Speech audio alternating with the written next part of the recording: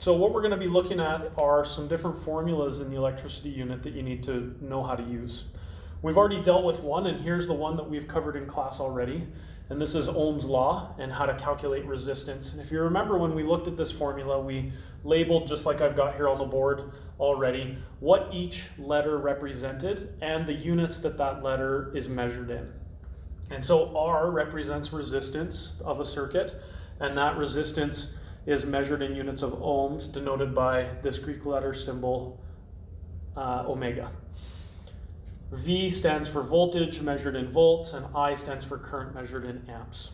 These two formulas over here are new formulas. This formula calculates energy using power and time, and this formula calculates power using current and voltage. And again, you can see the letters here denoted by what the units are that each one of those things are measured in. So the two new ones that you need to be aware of is energy is denoted by an E, measured in joules denoted by a J.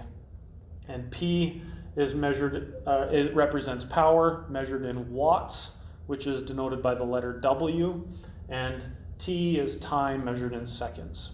The special thing about this formula you need to be careful of is that time always needs to be in units of seconds. So if you have a problem that says that the circuit ran for 2 minutes, you have to convert those 2 minutes into seconds and then plug that number of seconds into the formula. So for that question, particularly if it said 2 minutes, you wouldn't stick 2 into the formula, you would stick 120 seconds into the formula to get the right answer. If you don't do that, you won't get the right answer.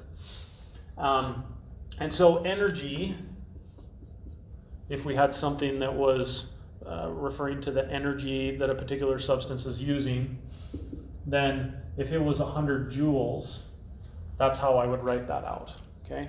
Remember that for this one over here, when we talked about resistance, if we had a circuit that had 3 ohms of resistance, we didn't say 3R, right? We said that the resistance was equal to 3 ohms.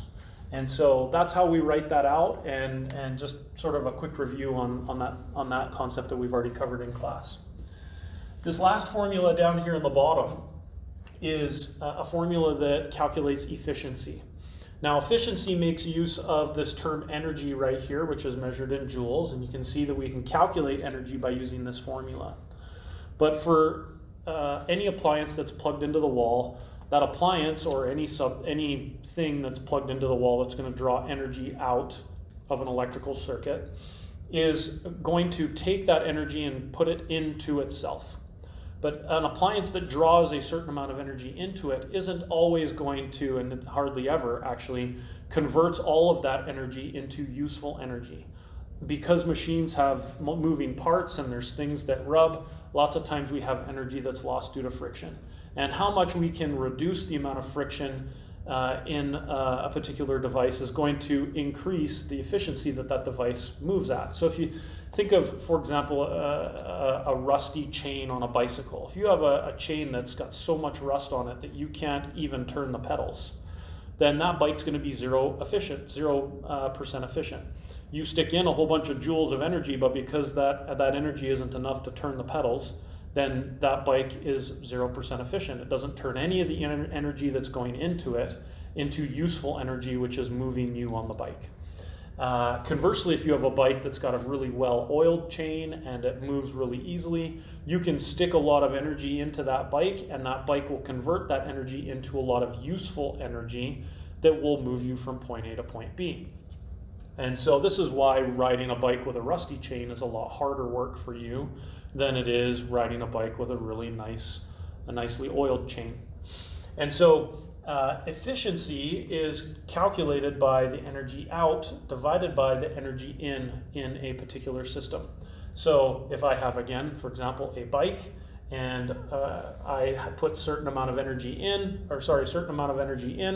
if I could use all of that energy to be useful, then my efficiency obviously would be, let's say, 100 joules divided by 100 joules, which would give me 100%.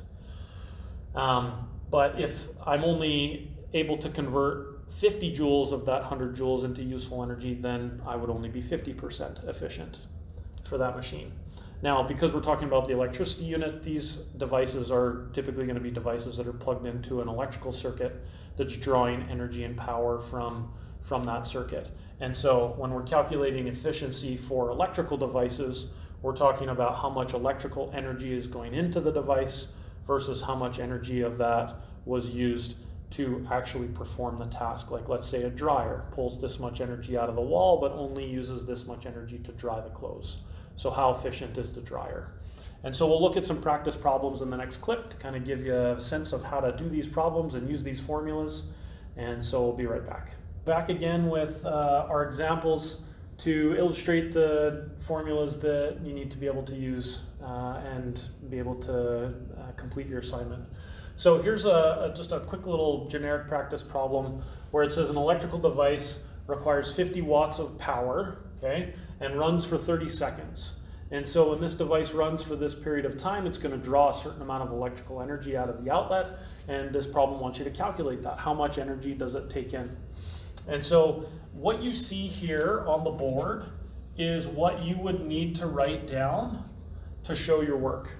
Okay? Anything less than this would be considered incomplete.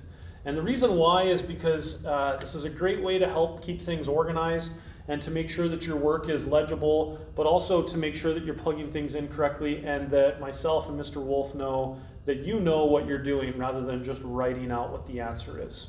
Okay, so what I want you to do is I want you to list out first the information that you have in the question over here on the side. What does E equal, what does P equal, and what does T equal? And for this question, E is what we're calculating. It says how much energy, so this is E is equal to, I don't know, a question mark. Okay, P is equal to 50 watts, that's right here in the problem, and time is equal to 30 seconds. And so then I write out the formula that I need to use for this question. And so what I would normally do is I would go to my formula sheet, I would look at, okay, here are the problems or here are the formulas that I need to be able to choose from. Given the information that I'm given here in the question, what formula would I choose? And obviously I would choose the formula that has the parameters that I'm given in the question. And so energy is equal to power times time. I would need to use this formula obviously to calculate energy. So then after I write out this formula, I would plug in the numbers. P goes in for P, so 50 watts. T goes in for T, so 30 seconds. And then I would just plug this into my calculator and I would get an answer of 1500 joules. And that would be where I would stop, and that would be my answer. You can round your answers to the nearest whole number, or if it's like 0 decimal something something, then you can write it to 2 decimal places, and that's as far as you need to go. Kind of continuing on, if we kind of look at part 2 of this problem, if we've got the same device that uses, of the 1500 joules that it took into it, it used 1,000 of those joules to actually perform the task that it was designed to do. If that's dry clothes, or if that's dry hair, or if that's to curl hair, or whatever that is. How efficient is this device?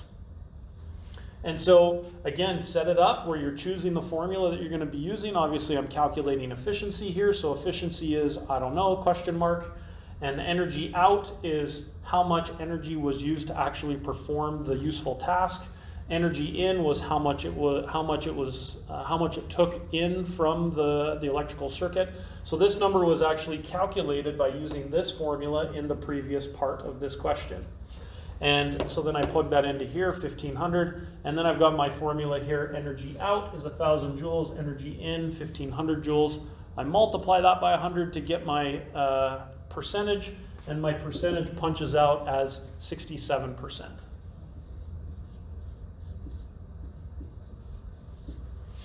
And so there's my answer. And again, for full marks, you would need to make sure that you're showing all of that work. It seems a little over the top, but because we're just starting out with this and really starting to learn how to do math properly and making sure that we're keeping track of units, this is a skill that is going to carry forward for you guys into grade 10, grade 11, and grade 12. And so we feel like it's really important that you write it out this way to develop these skills now, so it's not something that you have to worry about having on your plate later. So hopefully these examples were helpful. Good luck on the assignment, and we'll see you guys in the next video.